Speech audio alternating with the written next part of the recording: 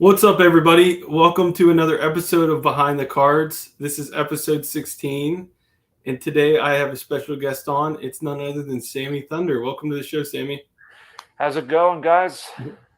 Thanks so much for coming on, Sammy. I've been watching your show since I've been on YouTube, and recently you said in one of your videos you wanted to do some more collaboration stuff. So what was that all about? You just wanted to talk to some more collectors out there, or what were you thinking?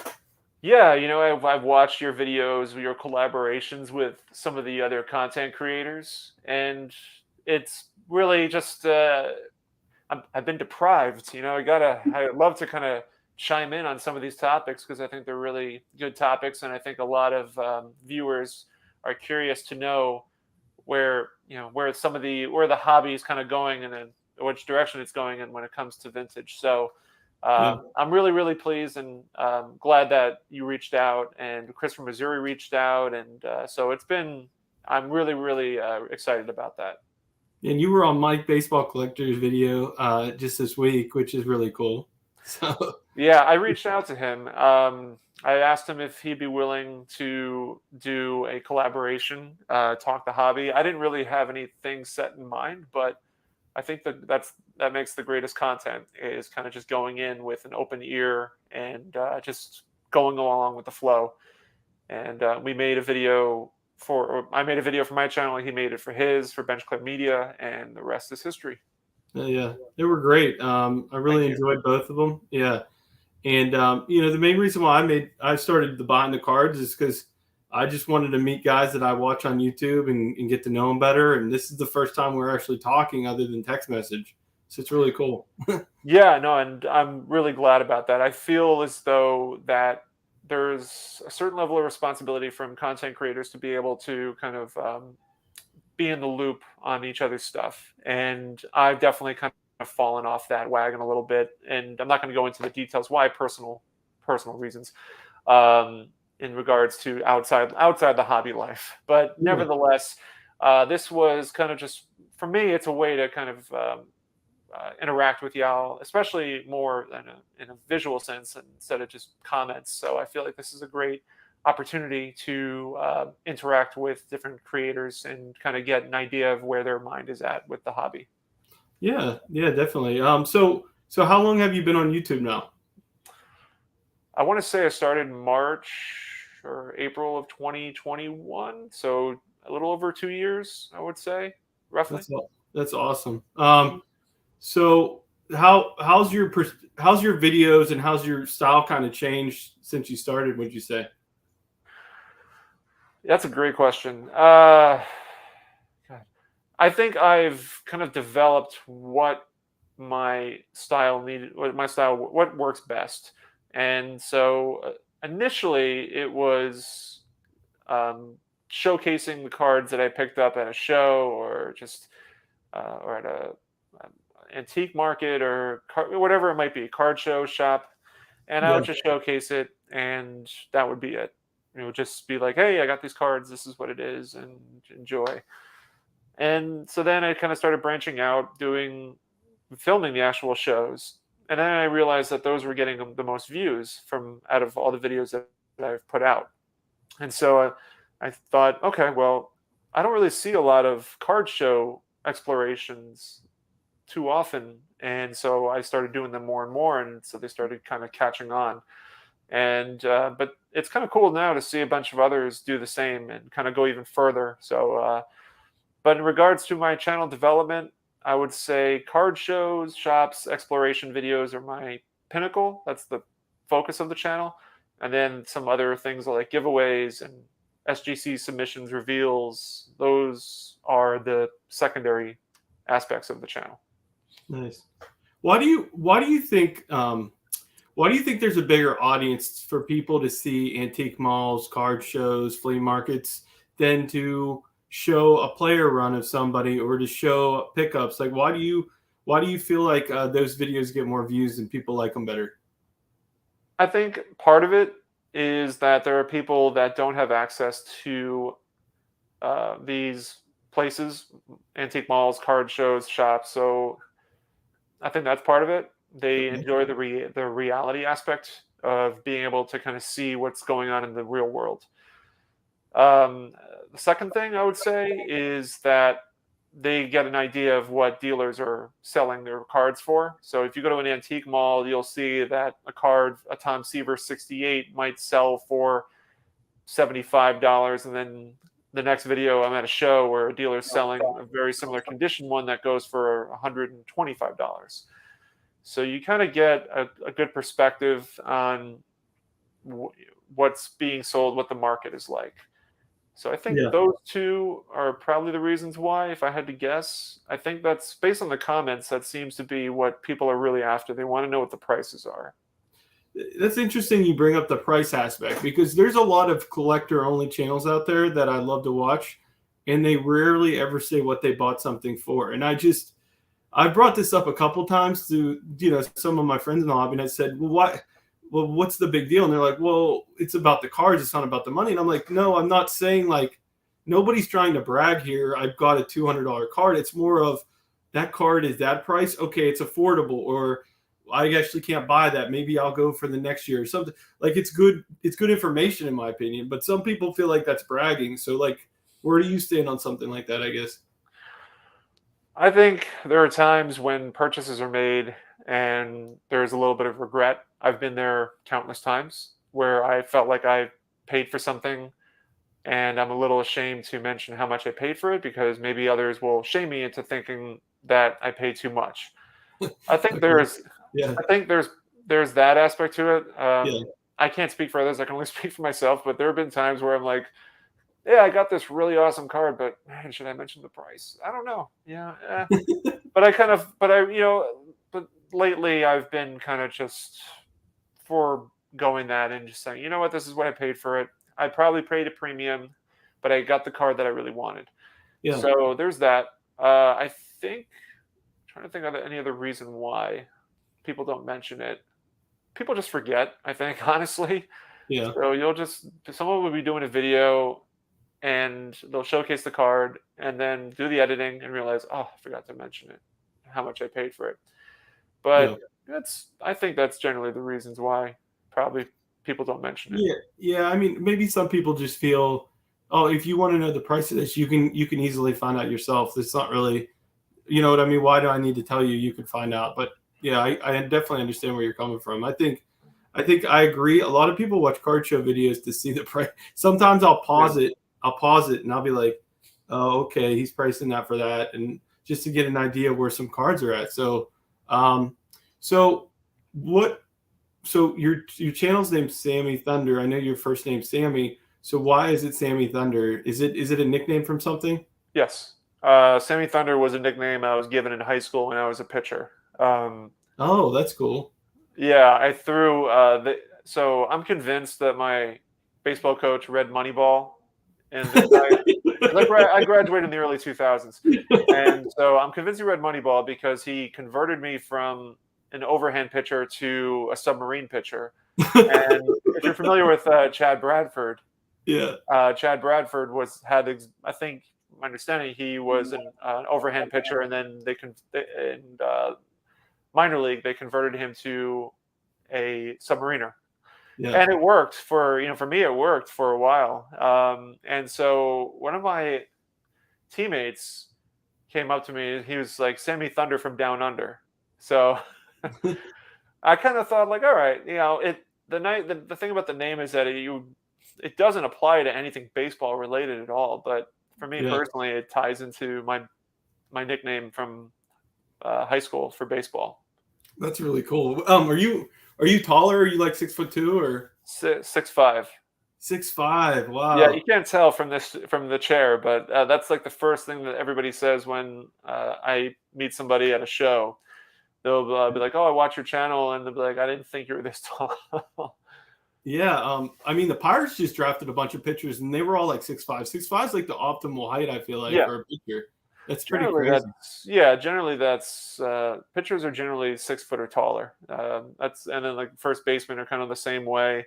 And then just seems like history has shown that second basemen are just tiny Yeah. with I, I, Altuve and I'm kind of jealous. Like I really want to. Like I wish I was Theo Lightning or something. Like I don't have anything cool. Like it's it's so cool. You know this cool name, and I'm definitely jealous, man. That's Oh awesome. no, I mean, there's nothing wrong with Clemente Collector, man. It's it sticks, it Yeah, sticks, yeah. and you have the Uh, backdrop to show for it. Thanks. So another thing I wanted to ask you about is at the beginning of your beginning like origin, your videos really didn't show your face. Were you kind of like I was kind of this way at the start. I was like, I'm not going to show people who I am. You know, I want to have privacy. Were you thinking similar, or did you just say I wanted to shoot my videos this way? I think it was yeah. I think I just shot my videos that way, not really thinking much. You know what it was? I watched the passes live. I watched his channel first, and I was No? thought, all right, he doesn't show his face, and he seems to get a lot of response that way. So I'm gonna try that too. And so I did it. Then I'm like, it's not really working out. Yeah, So I thought, all right, I'll just switch it up, and I decided to show my face, and the videos kind of just started taking off more so from kind of exposing my face because it kind of gives an additional visual and emotional element to it. So, I'll look at a certain card or respond a certain way, and I guess the viewers kind of get more of a visual connection to it than just my hands holding a card. yeah, I do. I love when you do the double camera. I always think that's a good setup, especially when you're showing like a reveal or something. I still need to work on my setup for that. I like that setup. Yeah, I mean that's just that was a I think COG Sports Cards is what inspired me to do it that way because they would set it up in the corner like a corner box video showcasing their faces, and then the main frame is obviously their table. And so I kind of took a lot of inspiration from what they were doing. But yeah, if you use like the OBS software, you can definitely make it work and use your phone as one source, and you can use your computer camera as another source if you wanted to, and that would be enough. Nice. Yeah, I'm gonna have to look into that for sure. So so what's your family think about you being on YouTube? They support it. They think it's really cool. My dad, who's commented recently, actually on a video, first time he's ever done it. Uh, he thinks it's really cool. He loves the communal aspect with everybody. Everyone, it's a big community, and everyone supports each other. So he was really big on that. Um, my mom doesn't know how to use internet, so she doesn't really know what's going on. My nephew is my biggest supporter because I think he now wants to like my nephew's only I think 7 or 8. I should know, but he's young and he's he's just started his channel and started like posting his video games and Pokemon cards. So he's getting into that. Nice. Yeah. So I would say yeah, it's a good influence. I guess what I'm doing is a good influence on my family and my nephew. That's cool. That's awesome. So, you talked a lot with Mike about being a dealer, so I'm not going to try to repeat anything you guys talked about. But like, how long have you been a dealer for? Started doing it probably last year, so yeah, like sometime in the summer of last year. Okay. Yeah. So it's been about 1 year. Okay. Yeah. Hmm. And do you only do deals do you only do that at shows, or do you also list your cards on eBay? No, I just do it at shows, and I sell sometimes online through groups like Facebook or through Discord. Oh, okay. Cool.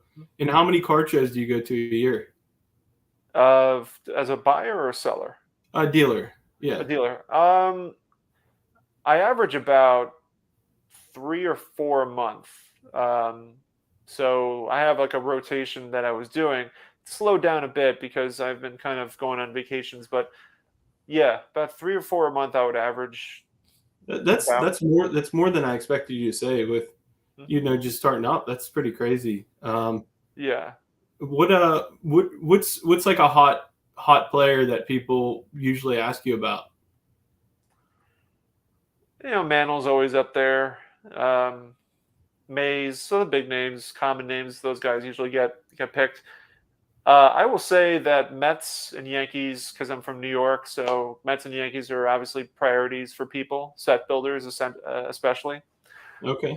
Um, Seaver, I guess sometimes. Nolan Ryan surprisingly does not get a lot of love. A very I list a bunch of Nolan Ryan cards, and like especially his Mets cards, they just don't get a lot of attention. But I've sold a bunch of his Angels cards from the '70s. Huh. Interesting. Yeah, Um, it just depends on the day, depends on the collector who comes in. But I guess for repeat customers, I'm trying to think. Like I have a bunch of guys who buy an assortment of things, so it's can't really keep track of which player in particular. yeah. So it's usually, and then the set builders. So you've said it a lot of times. You're a collector first. Is it hard though to be at a show and be behind a table whenever there could be cards you could be looking at? Because that would be hard for me. There's a lot of downtime, so I do leave the table and just kind of walk around. But generally, what I do is I'll set up and then I'll walk around and see what's being sold, and if there's something I like, I pick it up before the show starts. That's the one of the advantages of being a dealer is that you're able to see what other dealers have before a show opens. It's kind of a nice little perk. But other than that, generally no. I mean, like right now, I'm not really buying a lot because I'm really prepping for the national, so I don't want to spend a lot of money. Uh, Yeah, but I'll like today after we do this, I'm heading up to Village Baseball Cards in my favorite shop. I'm going to do a video there to see how Mike, the owner, is doing, and I might buy some stuff there for like bring $100 or so and just see what we can get. that's awesome. What's your favorite thing about being a dealer? I enjoy the conversations. I enjoy people coming by and really kind of like enjoying what they're seeing. And really, it's just I guess it's an analytical aspect to it too. When I price my cards, I like being able to kind of see what the response is amongst buyers. So if I find that there's a card that's just not moving, I'm able to kind of get a better perspective on maybe what I should do to like lower the price or move it to a different part of the table. There's a lot of strategy that goes into um, arranging your setup at a card show. I should probably do a video on that. Huh? Yeah, I never really thought about that at all, to be honest. It's probably down a wormhole that I probably shouldn't explore, but I honestly feel like maybe somebody will get something out of that. I don't know. Yeah. Huh. Yeah, that'd be interesting. I might watch it out of curiosity more than anything. But what you talked about pricing and cards that might not be moving. And Mike brought up something that was very interesting to me that I've heard other people say is he never pays sticker for anything. And I heard you say that you price stuff to sell. Um, so there's the two competing forces there. Do you when you have somebody like that and you're priced below comps, do you tend to just what do you tend to do with that? So if Mike comes to my table and wants to buy something that I've stickered below comps and he wants a little bit lower, you know, I mean, I'd make mention that I'm I'll have a little bit of room on it, but I've priced it below the comps that are out there. Yeah, And but it really depends on who the buyer is. If it's a repeated buyer, I'll work with them. If it's somebody that I know very well, I'll work with them. And yeah, so it's a great question. In Mike's case, who doesn't pay sticker price, listen, we're all in the business to try to make a deal. And yeah, so and I know Mike is not going to throw out some low ball crazy number. So if we're in the if it's within reason, absolutely. And I have a good feeling it would be. yeah. Yeah, it's an interesting conversation because like I think that sometimes I think, well, if something's below comps, maybe I'll ask for like $10 off, but like in general, I'm gonna be like, all right, well, I better grab this before somebody else does. But Yeah. it never hurts to ask. I kind of get that side of things too.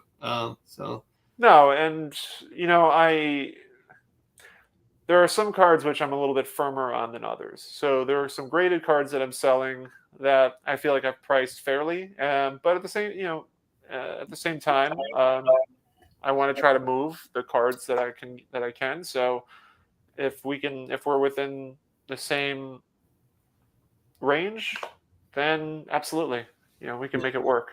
Yeah. So another thing I wanted to talk to you about is like, do you only buy like bulk lots? Is that how you get your inventory, or do you also go on eBay and like put in like multiple bids on things and try to get them for low?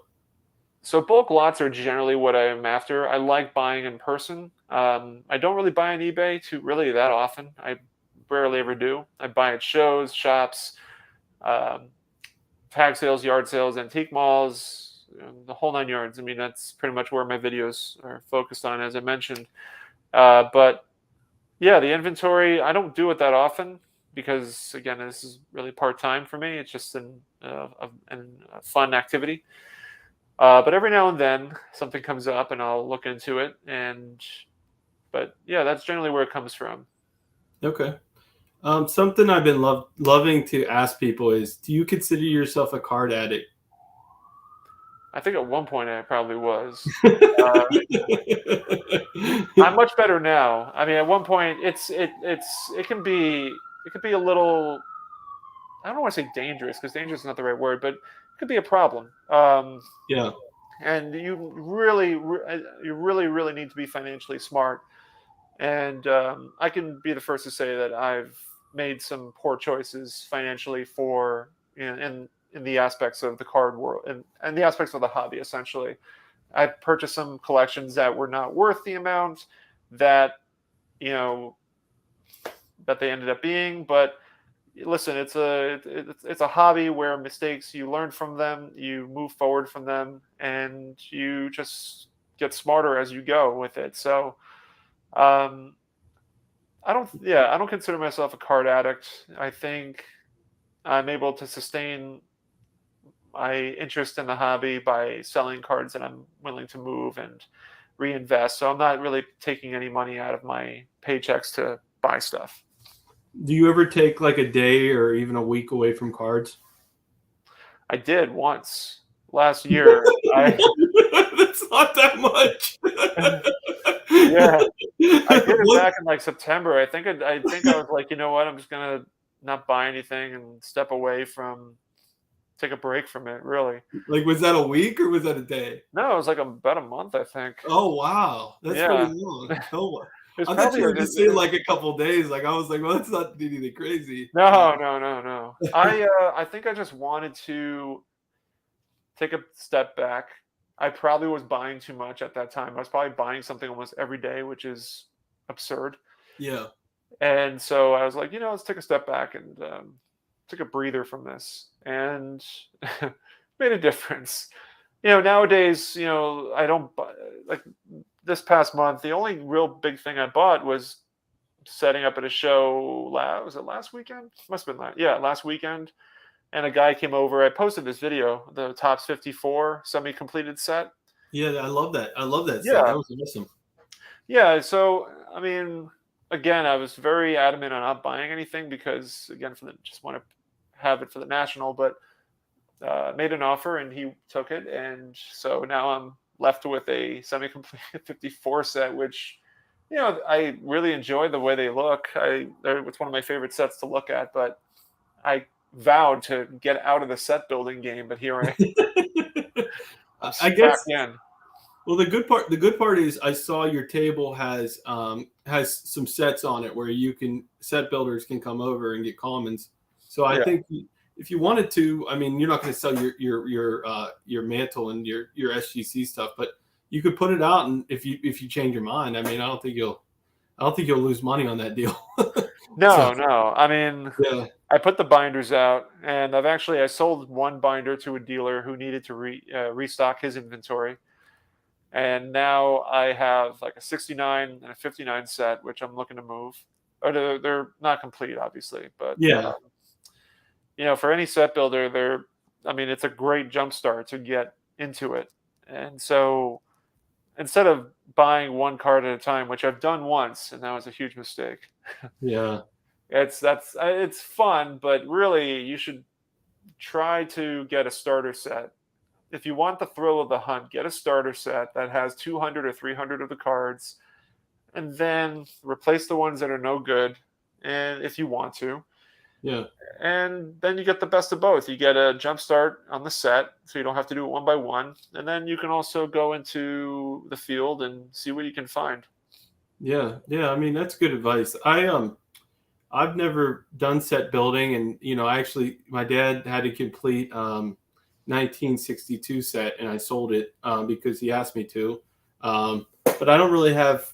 I mean, I regret that we sold it because it was his, but I don't have regret like that. I would like to collect that set again.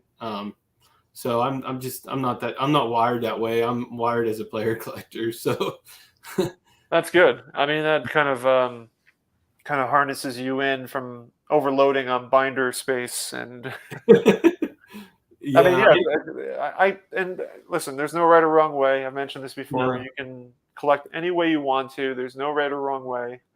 no. Um, I think you brought up there's a couple of deals you made, and you probably lost your shirt on them as far as like maybe getting inventory and stuff. I honestly think there's not enough content out there of people who have deals that go sideways, that like, I bought this for X, I sold these 5 cards for X, I actually lost money, this is what I learned.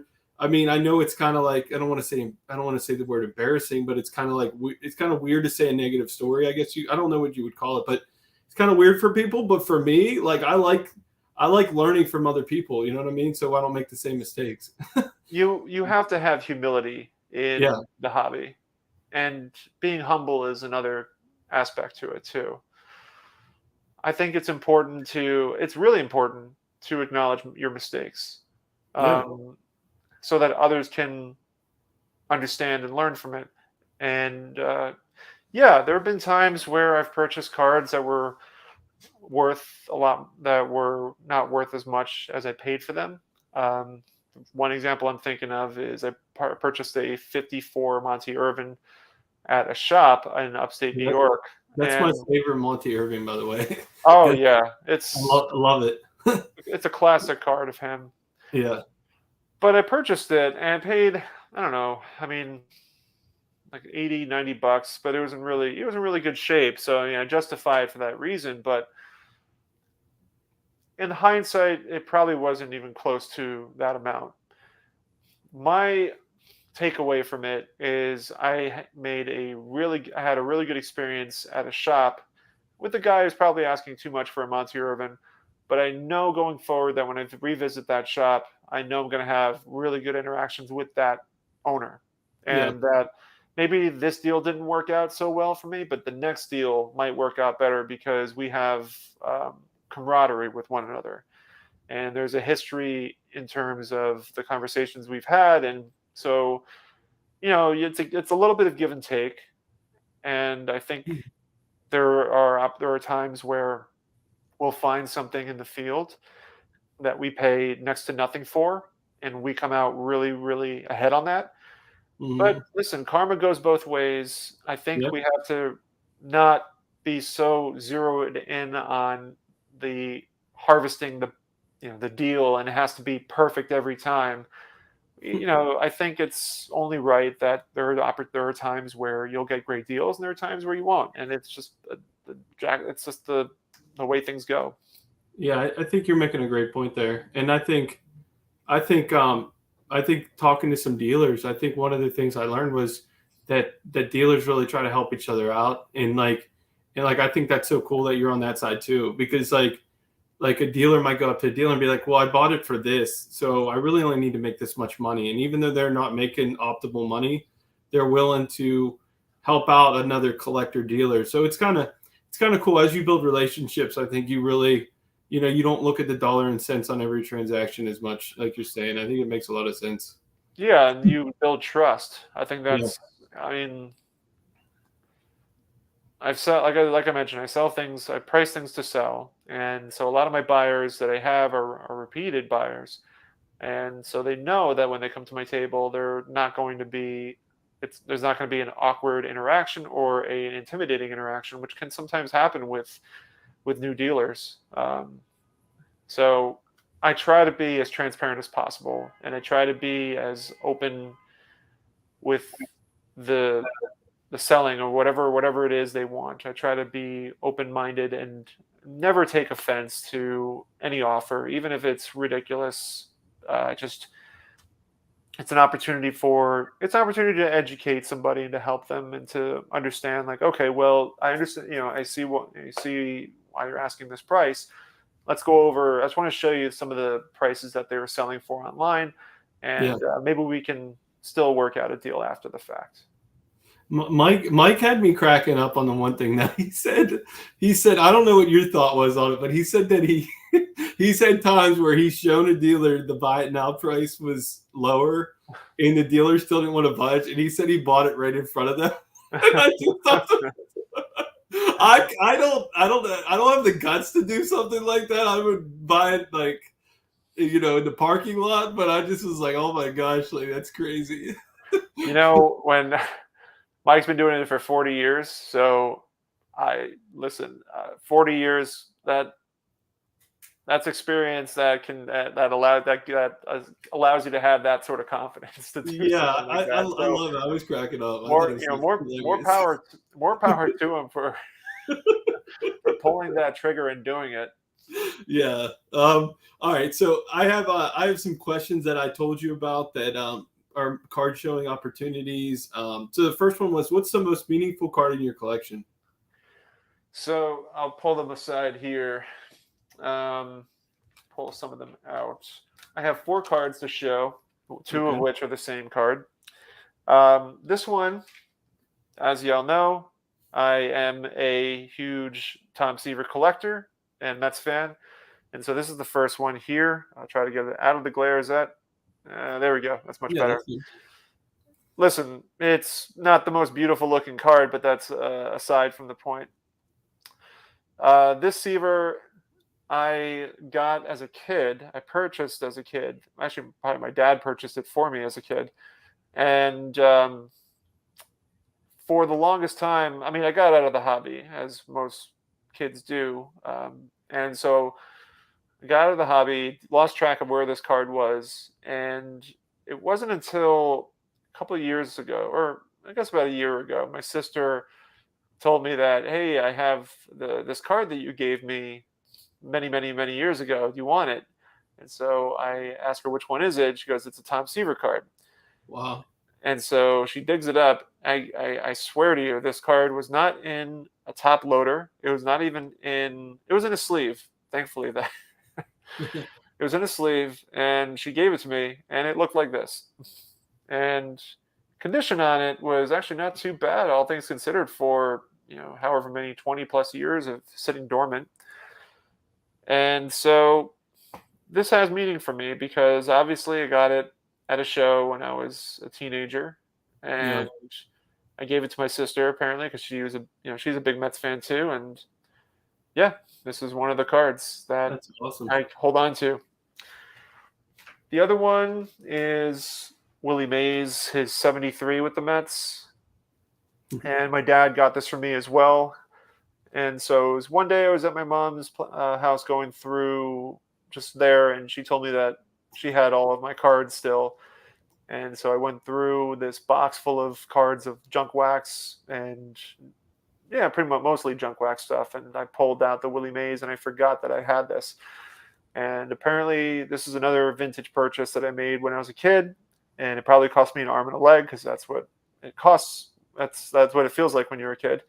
And so that was, 73 Willie Mays. My dad, I think, got this for me or something like that. But Willie Mays was a player that my dad really liked, and he carried over to me. So that's awesome. I my friend John, he's a Willie Mays fan, but he hates that he had the year, 2 years with the Mets, and he hates that card. And I just think you talk about how meaningful it was for Mays to be on the Mets for Mets fans at the time. I actually think I actually think it was a good thing for baseball. Even though a lot of people, I guess purists would say, no, he should be a Giant his whole life. I just think it really, it really lifted up the city. I think it was awesome. Well, clearly it had an impact on the Mets because they retired his number as a Met. Yeah. So and, he was at that point in his career, he was a clubhouse mentor. So I think that was his role, was to kind of get the team ready for hopefully very successful seasons. And clearly they, took him to the World Series. So that must count for something. The next question I had was, show me a card worth more than when you bought it. So it's graded now. It was raw when I bought it, and I shared this story before. Actually, I have two of them. The 1981-82 Larry Bird second year card. I'll try to. This doesn't really like to get in focus for whatever reason, but let's see. If I go closer, maybe there we go. That's much better. Should Yeah, have done that's that. Should have done that with the other cards. So yeah, Larry Bird. This card I purchased raw, and I was in Baltimore with my wife and my mother-in-law. We were going to a bookshop, like a bookstore, but it wasn't your traditional bookstore. My wife was looking for books that she wanted, and this was kind of more of like a nostalgia shop. It did have books, but it also had like old Nintendo systems, games, Sega Genesis, action figures from the 90s and 80s. And this is before I got back into the hobby. I just decided, I was looking around and I looked down and I saw a box, a cardboard box, and I opened it up and it had a bunch of the loose cards in them. It included this Larry Bird, a Magic Johnson, Kareem Abdul-Jabbar, and I also had some baseball cards, and there was a Derek Jeter rookie from the Topps 92, and I picked that up as well.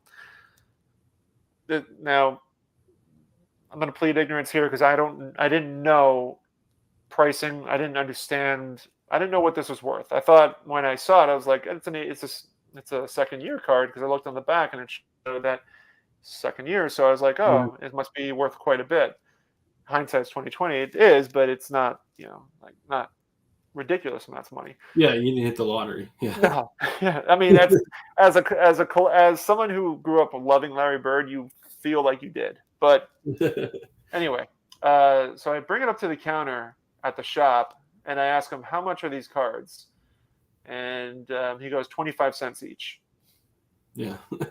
25 cents each. Crazy. So I don't need to be a collector or like a heavy duty collector to know a good deal. So I was like, yeah, we're going to do that. So I got this for 25 cents. I had it sitting raw for at least a year. And so I was like, all right, I'm ready to send it in. I really thought I was going to get higher than an 8, but I'm perfectly pleased and happy with it. So this stays in my collection. I love this card. I love the green. I love the warm-up jacket. I love the way that the 81, 82 cards are laid out. So yeah, that's awesome. That was one of your early videos. It's kind of like your origin story back into cards, right? Yeah. That's really cool. I think that's an iconic card. It is around what range is it in an 8? Is it like $100, $200? Like, I don't even know. It fluctuates a lot. Those basketball cards, I think it's probably around $100, maybe a little more. Okay. It's crazy that it got an 8 wasn't it in a box with a penny sleeve? No, it was in a box, but no penny sleeves. Sorry, my phone went off. No, you're fine. Penny sleeve was in literally just raw, no, nothing.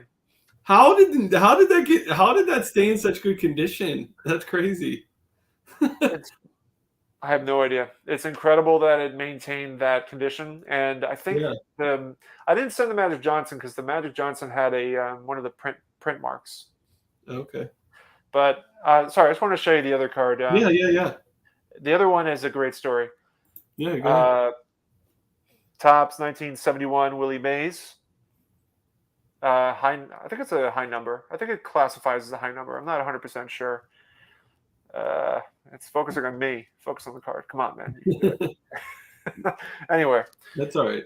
So you got a glimpse of it. Essentially, the backstory to that is I went to a show in like the suburbs of the city, like New Rochelle or something like that. And there's a guy at a table selling a box worth of cards, 25 cents each, and that Willie Mays was in there. And I asked him, I said, "Is this really 25 cents?" And he goes, "Yeah." I'm like, "Man, okay." Hindsight, I wish I bought the entire box because I would have had a field day going through. I didn't care what was in there. I saw there was like a bunch of like old vintage cards in there, but this is still me early in the hobby, and I just was picking out individual cards I wanted. But I think there were probably some good stuff in there for 25 cents each. Yeah, I would have You said that probably was bought that entire box. at a hobby shop, a flea market. Where was that at? No, card show. There was like I think this. You know what it is that there are some dealers who have such a vast inventory that they don't care about letting go really beat up low grade cards like that. Like they probably have like 50 of those 71 Mays, and that 71 it just happened to be in a box. I could be completely wrong on that, but that's just a theory that I have. I went to the Pittsburgh car show, and there was a modern dealer, and I was like, "You don't have any vintage?" And he's like, he starts pulling out like these. What's the big boxes? Like, are this called 500? They're not five. I don't know. Are they 500? Yeah, they're like count boxes or whatever. The 3-row boxes or whatever. Yeah. And he's like, "I just bought a lot from somebody." He's like, "Here's 2 boxes. I haven't even gone through it yet." I'm thinking, "Oh, this is gonna be good. I'm gonna be like." It was like literally all 80s stuff. Like I was like, "Dang it!" Like none of this stuff was. It was all really rough shape. But I was just like, "This is the situation you want." It didn't pan out. It happens, man. It happens. I've done that at flea markets. I paid like $20-$30 for a box because I saw a Fleer '88 basketball card of a common. I'm like, "Oh, okay, maybe there's a Jordan in here." Of course not. Yeah. That's wishful thinking. But listen, it's fun. Yeah. You do it. You pick through, and if you find a surprise, that's awesome. And if not, then $20-$30. It's not the end of the world. No. And the last one that I had was, show me your favorite. What's your favorite set of all time, and show me maybe some cards from it. 54. That's my favorite set. It changes, but the 54 set has grown on me considerably. So, I'll show you. Obviously, this one comes to mind. Yeah. The Topps 54 Willie Mays. You've had Jake on before, right? Yeah. Legends Ever Die? Yeah. Yeah. He sold me this card before I knew who he was. Was it did you reach out to like did he have it on Facebook? Like how'd you get a hold of him? Yeah, he had it on Facebook, and this is before I knew he had a channel, and so he was selling it for I think like $250. I think that's what I paid for it. And it was raw at the time. Yeah. And so he sold it to me for that. And the funny conversation now about it is there's the whole thing about paying PayPal, friends and family, or goods and services. And so I know he wanted friends and family just because it's easier that way. But I was like, it's the first time buying from you. Can we do goods and services? Just, and he was, and I covered the fees and whatnot. And he was okay, completely happy about that. But now I got a good laugh about it now because it's like, oh, I didn't know that was you. Huh. All right. Next time, friends and family all the way. But actually, we did a trade semi recently, so that was pretty cool. But I know he'll be at the National as well. I'm sure that in that 2.5 is worth. What did you say you paid? How much? 250 something. I don't know, 200. No, it's probably 200. I probably paid. Jay, if you're watching this, just leave it. Let me know, man, because I completely dropped the ball. And I don't keep up with Willie Mays prices that well, but I'm guessing that's now that that's a 2.5, that's a good deal. But I don't know. Yeah, I think so. I mean, it's I think that card is probably, I don't know, $400 if I had to guess, but yeah, I love that card too much to give it up. Oh yeah. I love that. I love the design. The set design is so cool. The 54. Well, plus now you're collecting the whole set, so you can't give it up. I mean, now I have to. I have no choice. I'm like, I swear I really had no anticipation on building any more sets, and the guy brought it in. I paid $375 for like 150 cards, but it had it had the Ted Williams #1 card. It had Phil Rizzuto. It had a bunch of big names. Yeah, so the video is really good. What's that? I said I saw the video. There's a lot of good cards. Yeah. I figured it was worth it, and it wouldn't break the bank for me for my budget for the national. And I think I made up for it because I did a claim sale recently where I sold a bunch of $10 and less cards. Nice. So worked out. Yeah, I mean, it's a great set. All right. So, last but not least, I always end with 10 questions in a minute. Are you excited about it? I, was- I was not expecting that. All right, let's fire away. Let's do it. All right. So I got my timer here. I'm gonna just fire through them. Just answer them quickly, and we'll see if you can get through all 10 in a minute. All right. Real quick, are these like open-ended questions or are these like direct questions? These are literally direct questions. Okay, cool. Yeah, they're not open ended. So, all right, I'll start the timer after the first question. What is your favorite player to collect? Tom Seaver. Who is the best? What is the best pie flavor? Apple pie. Sport you played growing up? Baseball. Best ballpark in MLB? PNC Bank Park. A lion and a gorilla fight. Who wins? A what? A lion or a gorilla? Yeah, who wins the fight? Gorilla. Most overrated fast food restaurant? Pass. I don't know. One game series. Who's your pitcher? Bob Gibson. Favorite Disney movie? Toy Story. Who's the greatest home run hitter of all time? Willie Mays.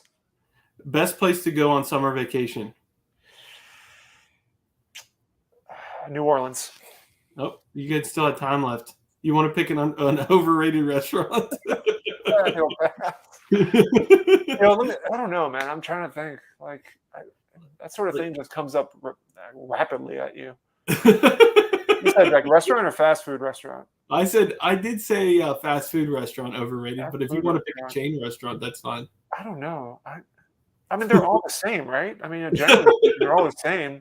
I guess like I would pick Taco Bell, and Dom hates that I say that because that's Dom's favorite fast food. I just think the food quality sucks. It's never clean inside there. It's like I'll go to Chipotle. I'm not going to Taco Bell. I'll give you the underrated one.